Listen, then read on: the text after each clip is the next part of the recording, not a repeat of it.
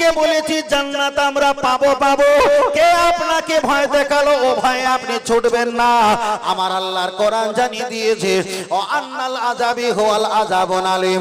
ও আমার বান্দা, তোমরা যতই ঈমানদার হও, আমার আযাব কঠিন, তোমরা আমার আযাবকে ভয় করো। আমার আল্লাহর কোরআন পড়ে জানিয়ে দিয়েছে লা তাকনাতু মির রাহমাতিল্লাহ, যতই তোমরা গুনাহগার হও না কেন আমার জান্নাতের আশা করো, জান্নাতের আশা করো। তাই তো আমরা জান্নাতের আশা করি। এখানে যারা বসে আছেন অনেকে বলবে হুজুর আমি পীর ওলি কিছু মানি না। পীর ওলি আপনাকে মানতে হবে না, পীর ওলি আপনার 14 গোষ্ঠীকে মানতে হবে না। খালি মুনাফিক কেমন হয় আমি আপনার কাছে বলছি। নামাজে আমরা সূরা ফাতিহা পড়ি না। আমি একটা আয়াত বলছি আর ব্যাখ্যা আপনারা করবেন। আলহামদুলিল্লাহি রাব্বিল আলামিন, সমস্ত প্রশংসা কার? আল্লাহর। আর রহমানের রহিম, সবচাইতে বড় দয়ালু তিনি হলো কে? আল্লাহ। আর রহমানের রহিম, মালিক ইয়াউমিদ্দিন, তামাম কুল কায়নাতের মালিক হলো কে? আল্লাহ। তারপরে আমরা বলি ইয়্যাকা নাবুদু ওয়া ইয়্যাকা নাস্তাইন, আল্লাহ আপনার ইবাদত করি, আপনার কাছে সাহায্য চাই। ইয়্যাকা নাবুদু ওয়া ইয়্যাকা নাস্তাইন, এটা বলার পরে কোন আয়াত পড়তে হয়? ইয়্যাকা নাবুদু ওয়া ইয়্যাকা নাস্তাইন, তারপরে ইহদিনাস সিরাতাল। ওই যারা বলে পীর ওলি মানেনি, ও আমার বাচ্চারা চলে না গিয়ে যাবা যায়। এবার আপনি প্রতি নামাজে বললেন ইহদিনাস সিরাতাল মুস্তাকিম, আল্লাহ চালাও সে পথে যে পথে তোমার প্রিয়জন গেছে চলি।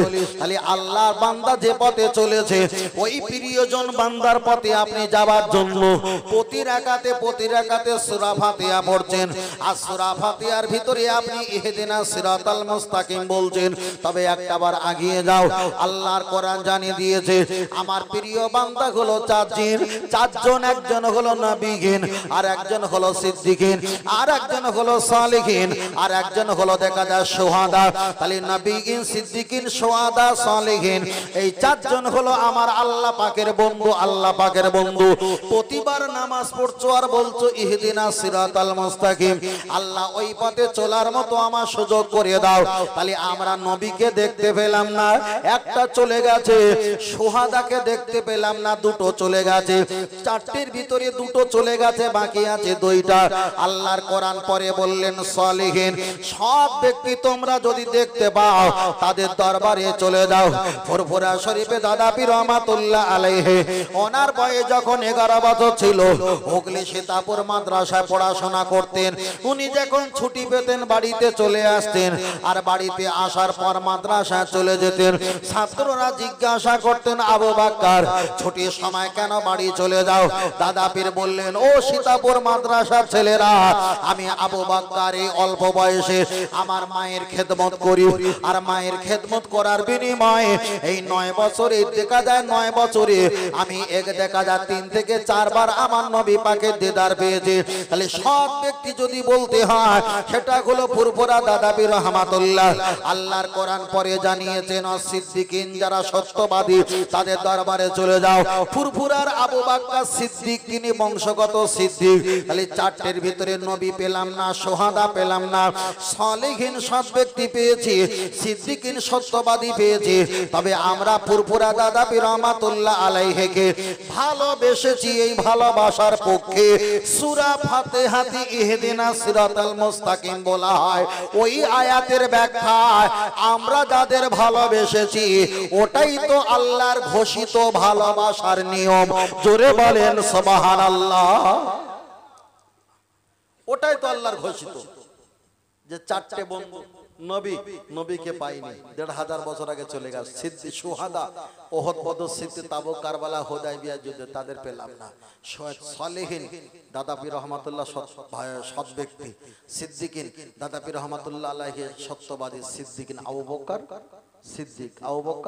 সিদ্দিক সত্যবাদী। তাহলে চারটের ভিতরে আমরা একজন ব্যক্তির ভিতরে দুটো পেয়েছি, এতে কোনো সমস্যা নেই, কোনো সমস্যা নেই। আমি বারবার করে বলছি, ইন্টারনেটে আপনারা মোবাইল দেখছেন, ওয়াজ শুনছেন, সব হুজুরের ওয়াজ শুনবেন না, তাহলে কিন্তু বিপদ আছে। পায়খানা আর ভেলিগুড় এক জায়গায় মাখিয়ে দিলে পায়খানা আর ভেলিগুড় বেছে বেছে খাওয়া কি সম্ভব? সম্ভব না। আপনি আমার ওয়াজ শুনছেন, শুনতে শুনতে আরেকজনের ওয়াজ চলে আসলো, আপনি শুনছেন, তারও মাথায় পাগড়ি আছে, হাজির রুমাল রয়েছে, সাদা দাড়ি, লাল দাড়ি, মেহেদি লালি পড়ে আছে, আর আপনি মনে করছেন এই হুজুর মানে বিরাট হুজুর। উনি যখন বলছে তখন বলছো আল্লাহর নবীর বাপ মা জান্নাতি না জাহান্নামী, কাগজ তো নিজে নিজে লিখে লেছে, লিখে সরো করে তো হাতে করে, তারপর দেখে দেখে বলছে আল্লাহর নবীর আব্বা মা জাহান্নামী। মনে হচ্ছে পরীক্ষা 10 নাম্বার পেয়ে গেছে বলার পরে। কথা বোঝেন না? নবী যদিও জাহান্নামী হয় মনে হয় খুব ভালো হয়, বোঝাতে চাই এটা, এই জিনিসগুলো ভালো না। সূরা ফাতিহা আল্লাহর কোরআনের আয়াত, তো আল্লাহর কোরআনে ওরা বলে যে সূরা ফাতিহা আল্লাহর কোরআনে কোনো অংশ না। লা ইলাহা ইল্লাল্লাহ, তারপরে মুহাম্মদ রাসূলুল্লাহ, ওরা বলেছে লা ইলাহা ইল্লাল্লাহ বলো, মুহাম্মদ রাসূলুল্লাহ বলা যাবে না, কেন ওটা একটা ব্যক্তির নাম, বললে শিরক হবে, সমস্যা।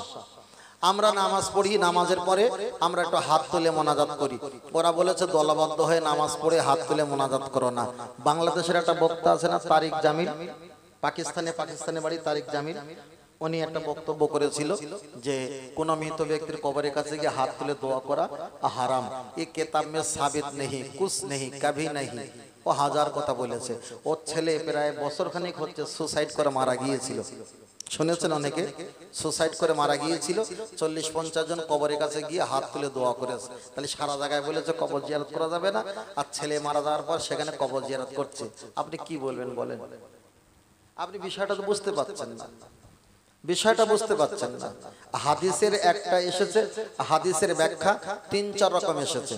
একটা হাদিস পড়বে দাঁড়িয়ে প্রস্রাব করা হারাম, ওই হারাম বলতে বলতে লাস্টে আছে দাঁড়িয়ে প্রস্রাব করা জায়েজ। সেটা দাঁড়িয়ে প্রস্রাব করা জায়েজ, অবশ্যই জায়েজ, ওটা পরিস্থিতি হিসাবে দাঁড়িয়ে প্রস্রাব করা জায়েজ, এটা হাদিসে আছে। আপনি যখন প্লেনে যাবেন, প্লেনে গেলে সেখানে বসে প্রস্রাব করার জায়গা নেই, দাঁড়িয়ে প্রস্রাব করতে হবে। কি ছেলে আর কি মেয়ে, বুঝলেন না? আপনাকে দাঁড়িয়ে প্রস্রাব করতে হবে, ওটা ওই প্রয়োজনের জন্য হাদিসে জায়েজ। তবে সবসময় কি জায়েজ? সবসময় জায়েজ না।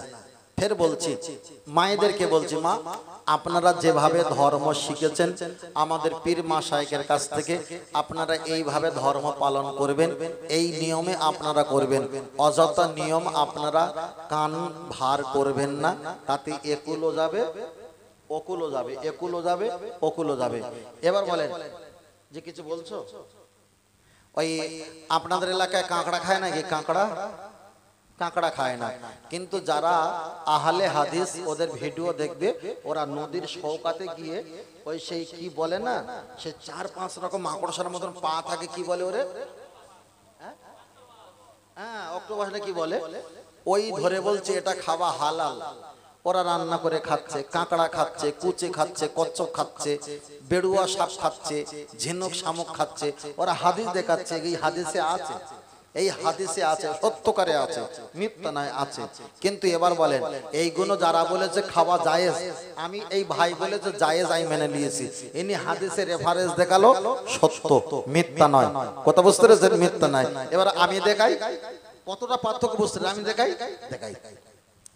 আল্লাহ নবীর কাছে এই গুণ যা দিয়েছে, নবী দেখলো, বাবা একটু ইকো কমিয়ে দাও না, আমার অসুবিধা হচ্ছে, একটু হালকা ইকো কমিয়ে দাও, হ্যাঁ হালকা ইকো কমিয়ে দাও, আছে ওখানে না চলে গেছে, যাই হোক ঠিক আছে। এবার না চলেন, এই ব্যক্তি এবার ঠিক আছে বাবু, এই ব্যক্তি কুচে কচ্ছপ খাবার হাদিস দেখিয়েছে, এটা একদম হাদিসে আছে, অস্বীকার করতে পারবে না। ভাই হয়তো অন্যরকম ভাবছে, আছে। আল্লাহ নবীর কাছে যখন দাওয়াত বাড়ি রান্না করে দিয়েছে, আল্লাহ নবী দেখলো এটা কি আছে, বলছে এটা কুচে আছে, এটা কাঁকড়া আছে, এটা অন্য একটা ঝিনুক শামুক এমন কিছু আছে। আল্লাহ নবী ডান দিকে যে সাহাবী ছিল তাকে দিয়েছে। এবার সাহাবী খাবে না খাবে না? জি জি, কেন খাবে? সাহাবী দেখলো যে নবী খায়নি, আমি কথা বুঝতে পেরেছেন? সাহাবীরা ফলো করেছে কি হাদিস না নবী? নবীর কথা না নবীর পুরো ডাইরেক্ট নবীর ব্যবহারটাই নিয়েছে। নবী খায়নি, সাহাবীদের দিয়েছে, সাহাবীরা দেখলো এটা হয়তো খাওয়া জায়েজ, জায়েজ যদি না হতো নবী এখান থেকে রিটার্ন দিত, আমাদের খেতে বলতো না, নিশ্চয়ই খাওয়া জায়েজ। জায়েজ হোক, আমরা এটা মাথা ব্যথা নয়, মাথা ব্যথা হবে নবী খাচ্ছে কিনা। কথা বুঝতে পেরেছেন? যেই দেখলো নবী খায়নি, উনি বললো বাবা মরবো খেয়ে, আর একজনকে দেই, ভাইকে দিল। উনি বলছো 4-5 জন সব চুপ করে বসে আছে, গাল নড়ে না, আমি খেয়ে মরবো, ও আর একজনকে দিল। দিতে দিতে দিতে দিতে কোন গর্তয় গেছে হাদিস আর বিবরণ দেয়নি। এখানে পরিষ্কার হলো কি, কুচে কচ্ছপ খাবার জায়েজ, নবী হারাম বলি নি, তবে নবী জীবনে, কথাটা ক্লিয়ার হলো? যদি কেউ হাদিস দেখা যে হাদিসে আছে, বলবে হ্যাঁ আছে, কিন্তু নবী জীবনে খায়নি। এবার বলেন, নবী যেটা খায়নি আপনি সেটা খাবেন না খাবেন না? জি জি, ওই অক্টোপাস হোক, শামুক হোক, ঝিনুক হোক, বেড়ুয়া হোক, সাপ হোক, কচ্ছপ হোক, পানিতে যা জিনিস আছে এগুলো সাপি মাজাহাবে খাওয়া জায়েজ। কেন? হাদিসে আছে খাওয়া জায়েজ, কিন্তু আমরা জায়েজ দেখি না, আমরা দেখি আগে নবীকে। নবী যদি খায় আমরা খাবো, নবী যদি না খায় আমরা খাবো না। তাই আহলে হাদিস যারা আছে এরা এত বড় কালপিট, এরা নবী ও সব কিছু দেখে না, হাদিস দেখে। কি দেখে? পার্থক্য বুঝতে পারছো? ওরা কি দেখে? হাদিস দেখে, ওরা নবী দেখে না। এবার বলেন, যদি হুজুরকে না চেনে, তাবারক যদি চেনে, সে পাক্কা চিটিংবাজ না? চিটিংবাজ তো।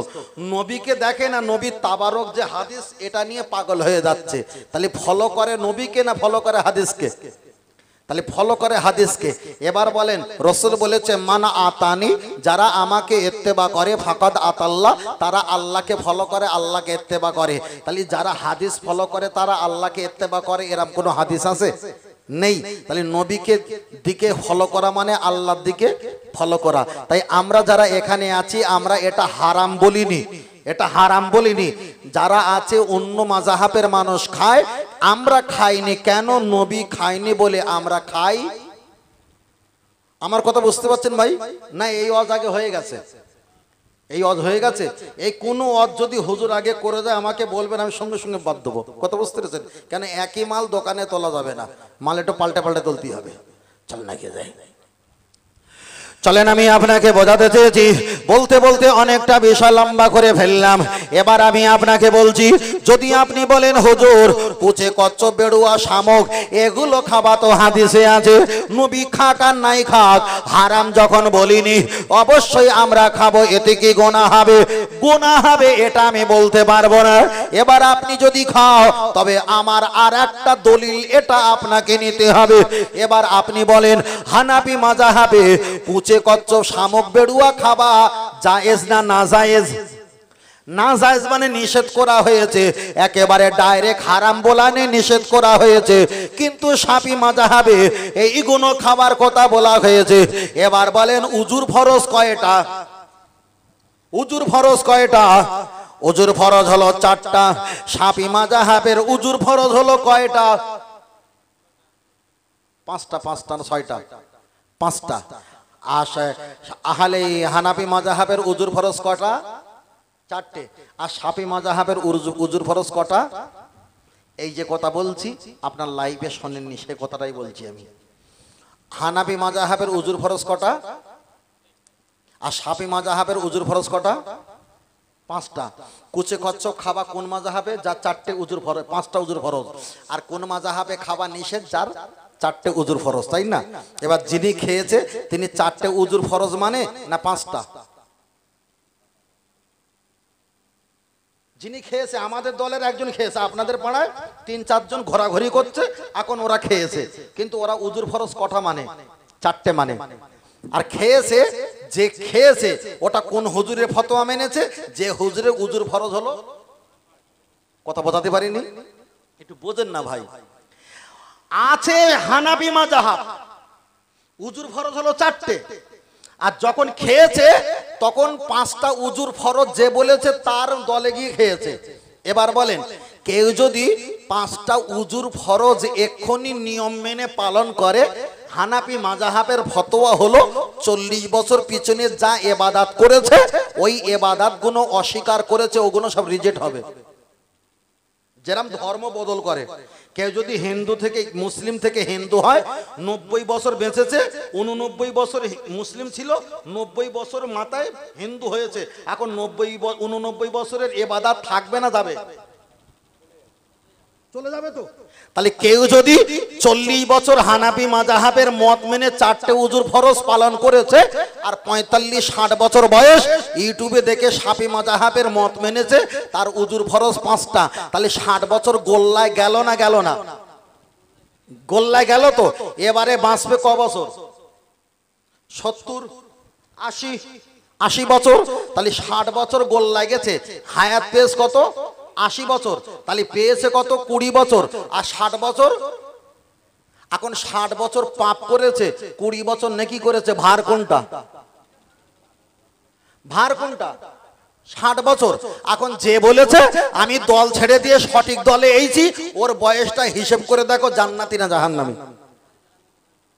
কথা বোঝাতে পেরেছি? পরিষ্কার তো। এবার আপনি চিন্তা করেন কি হবে না হবে।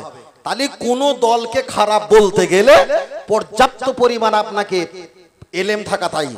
আমরা কাউকে খারাপ বলিনি, খারাপ বলেছি একটা, পৃথিবীতে যত দল আছে সব দল হলো মানুষের বানানো। আমরা যে দল এটা হলো নবীর দেওয়া দল। আর যত দল আছে 200-250 বছর ব্যবধান, এর আগে এ দল ছিল না, এগুলো মানুষের বানানো। আর আমাদের দলটা নবীর দল।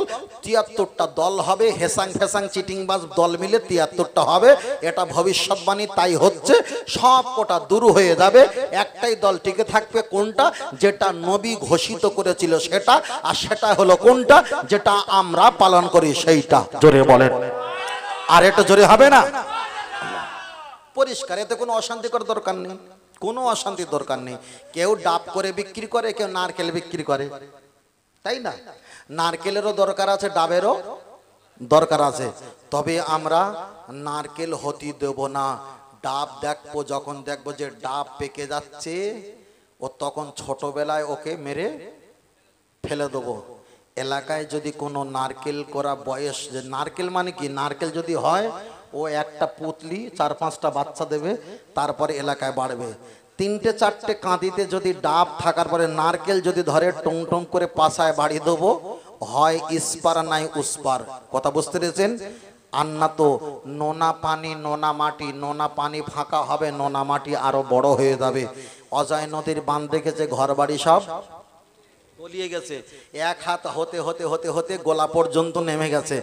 আইরে সবাই হাত লাগায়, কেউ এসেছিল কেউ আসেনি। আজকের 3জন 4জন 2জন ঢুকেছে, আগামীতে হতে হতে নোনা পানি কিন্তু হতে হতে বেড়ে যাবে। কথা বোঝেননি? ফের বলছি, টুপি দাড়ি জুব্বা পাগড়ি দেখে হোমড়ি খাবে না। পৃথিবীতে টুপি দাড়ি জুব্বা আর ধর্ম দিয়ে ইসলামকে, নবীকে যতটা কষ্ট দিয়েছে, পৃথিবীর অন্য কোনো জিনিস এতটা নবীকে কষ্ট দিতে পারেনি, পারেনি, কখনো পারেনি। চলেন আমি আপনাকে বোঝাতে চেয়েছি, ও বাপজিরা ভালো করে শুনবেন। এখন নরেন্দ্র মোদী আমাদের হলো প্রধানমন্ত্রী নরেন্দ্র মোদী।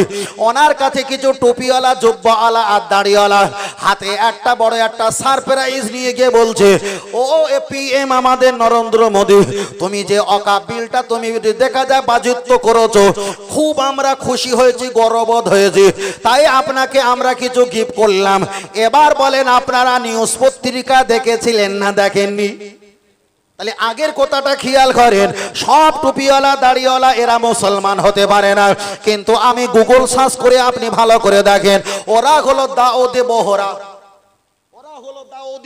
গুগল সার্চ করো বসে বসে, ওয়াজ না 2 মিনিট পরে পড়বে, আপনি গুগল সার্চ করে দেখেন দাউদি বহরা, যার ব্যাখ্যা হলো আরবিতে ব্যবসায়ীকে বণিক বলে, আমরা যাকে ব্যবসায়ী বলি, আবার কোন ভাষায় বণিক বলে, আবার যারা বহরা তাদের যারা ব্যবসায়ী ওদেরকে বহরা বলে চিহ্নিত হয়।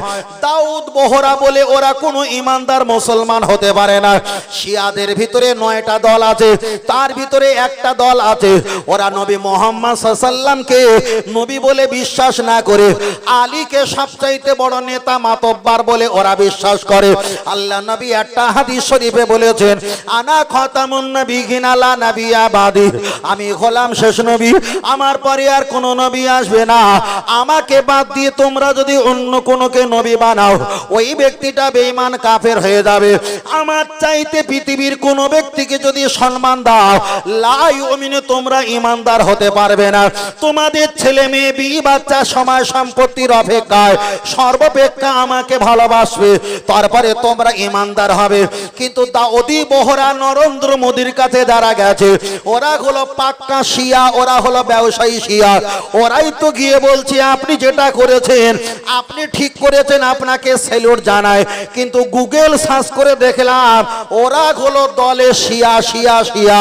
আর বসিরাট আল্লামা হুজুর একটা কিতাব লিখেছে রদ্দে শিয়া, রদ্দে শিয়া, মানে শিয়া যারা আছে নবীকে ছোট করে আলীকে যারা বড় করেছে ওই শিয়া মতবাদ তারা বেঈমান আর কাফের আর কাফের।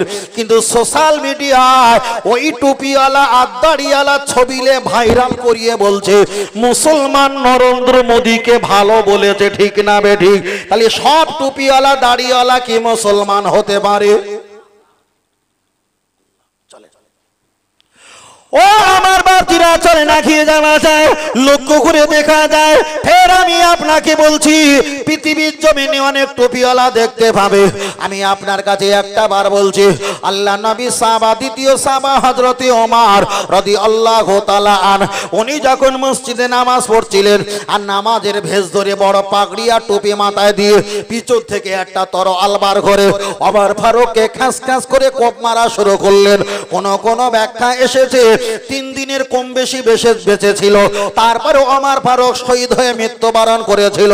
তাহলে ওমর ফারুককে দেখে যে ইবলিস ভয় পায়, ওমর ফারুককে দেখে যে বাঘ অন্য ঘাটে পানি খায়, যে ওমরের নাম ধরে ধরে মায়েরা বাচ্চাদের ভয় দেখিয়ে ঘুম পাড়ায়, সেই ওমরকে ক্ষতি করেছে পৃথিবীর কোনো কাফের নয়, এই টুপিওয়ালা দাড়িওয়ালা ধর্মের পরিচয় দিয়ে মুসলমানের দ্বিতীয় খলিফা, যে ওমরের বিনিময়ে ইসলামটা পরিপূর্ণ হয়েছে, সেই ওমরকে হত্যা আর শহীদ করে দিয়েছে।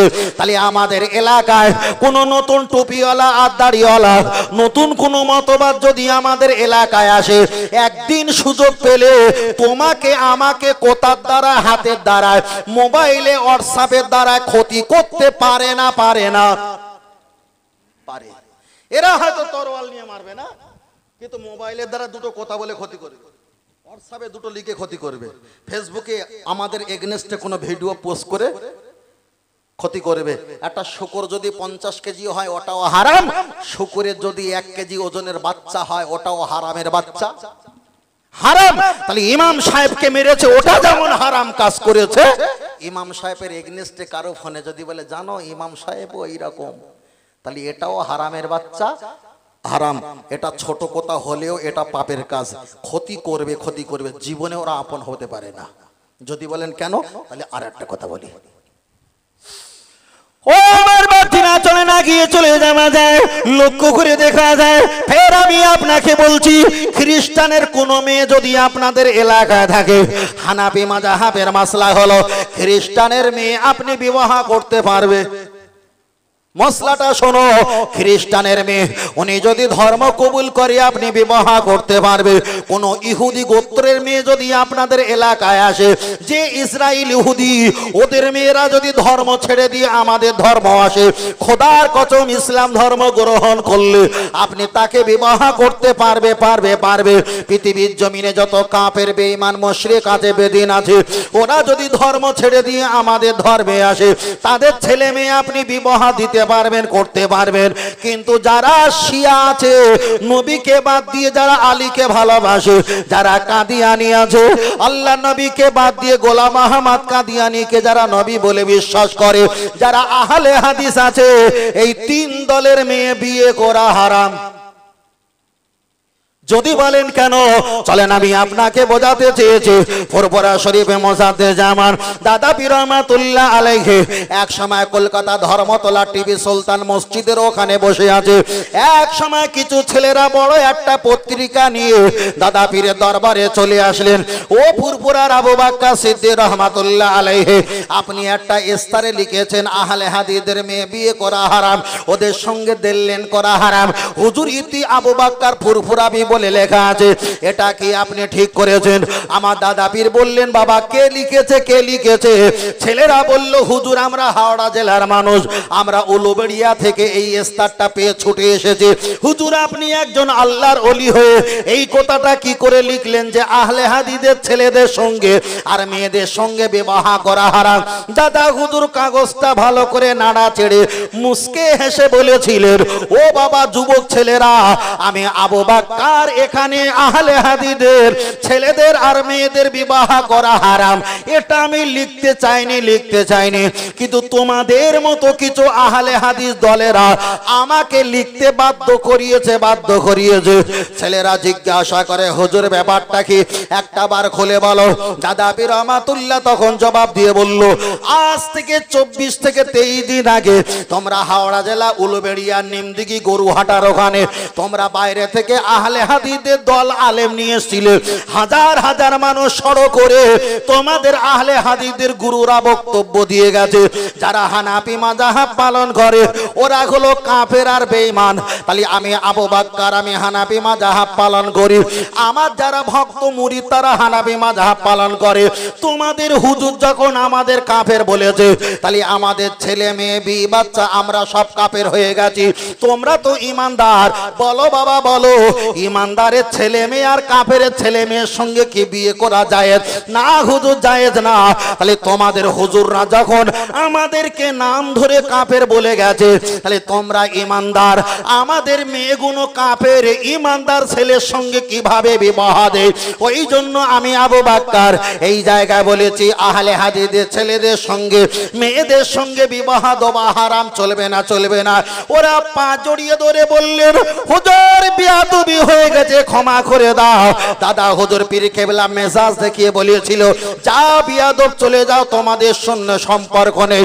কেন? আল্লাহ নবী একটা হাদিস শরীফে বললেন, আইয়ুমা রাজুলিন ক্বালা লি আকিহি কাফিরান ফাকাদ বাআবিয়া আহাদুহুমা আও কামা ক্বালা আলাইহিস সালাম।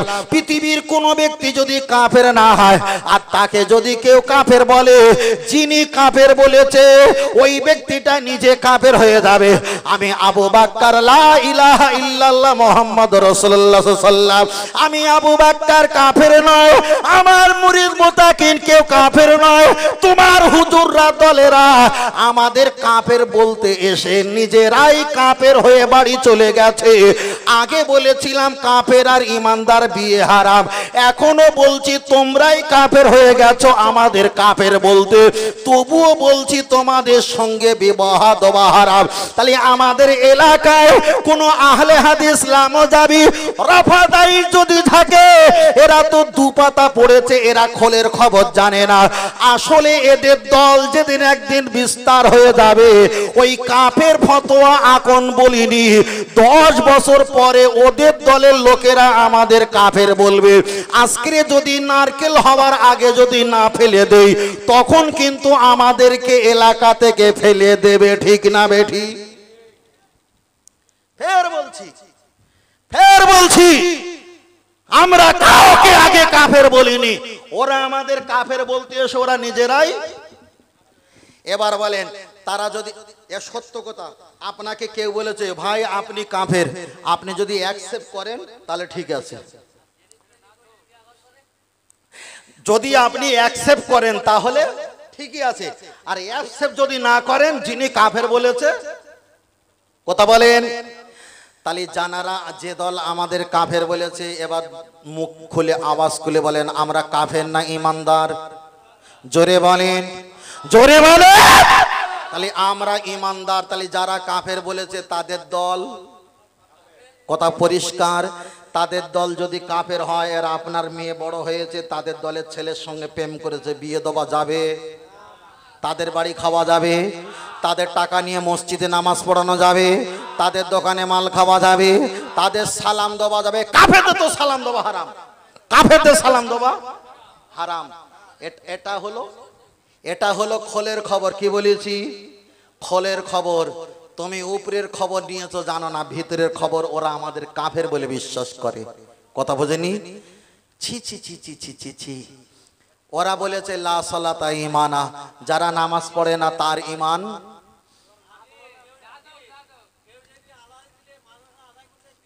এটা তাকবীর দেন, নারে তাকবীর। বড় ভাই বালিশ নিয়ে আসে ঘুমাতে দেই, হ্যাঁ এটা তাকবীর দেন, নারে তাকবীর। আর এটা জোরে হবে না, নারে তাকবীর। এই অস্কি হয়ে গেছে নাকি? তাহলে এরা হচ্ছে কেন? কটা সময় হয়ে গেছে নাকি? ও 1:23, তাই না? হ্যাঁ হ্যাঁ হ্যাঁ হ্যাঁ হ্যাঁ হ্যাঁ। আল্লাহ আল্লাহ আকবার, আল্লাহ।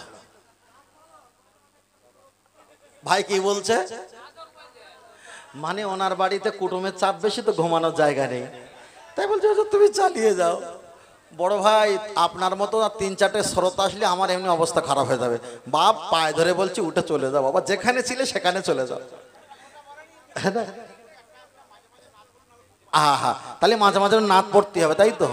ও তাই না? মাশাআল্লাহ। দরুদ শরীফ পড়ি। আল্লাহ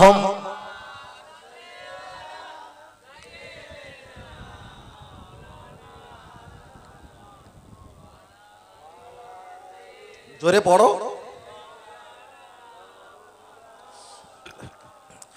বলো ইয়া রাসূলুল্লাহ ইয়া হাবিবাল্লাহ, বলো ইয়া রাসূলুল্লাহ, জোরে পড়ো। বলো ইয়া রাসূলুল্লাহ। আওয়াজ হয় না, পিছন থেকে একটু বলো না ভাই। কি হলো ভাই? মরি গেল। ফেসবুক চালাতে চালাতে সকাল 5:30 বেজে যায়, তখন এরা হচ্ছে কেন? কি বলা বেশি হয়ে যাচ্ছে নাকি? হ্যাঁ বলা বেশি হয়ে যাচ্ছে। তাহলে এখন যদি বলেন ওদের পর্যন্ত গিয়েছে, কিন্তু ওদের এবার স্ত্রী সম্পর্কে বলবো। কথা বলেন না? স্ত্রী সম্পর্কে বলবো। হ্যাঁ, আমাদের স্ত্রী যে শাড়ি পরায়, তাই ওরা ফতোয়া দেয় যে শাড়ি পরে নামাজ হবে না। তাহলে ওদের স্ত্রী সালোয়ার কামিজ আর নাইটি আর চুড়িদার পরায়, বুঝলেন না? 40 বছরের স্ত্রীকে দেখাবে 12 বছরের স্ত্রী, বিরাট কিছু দেখাবে। অনেক দূর যাব, একটু পরে যাচ্ছি, একটু গজলটা বলে নেই। বললে আর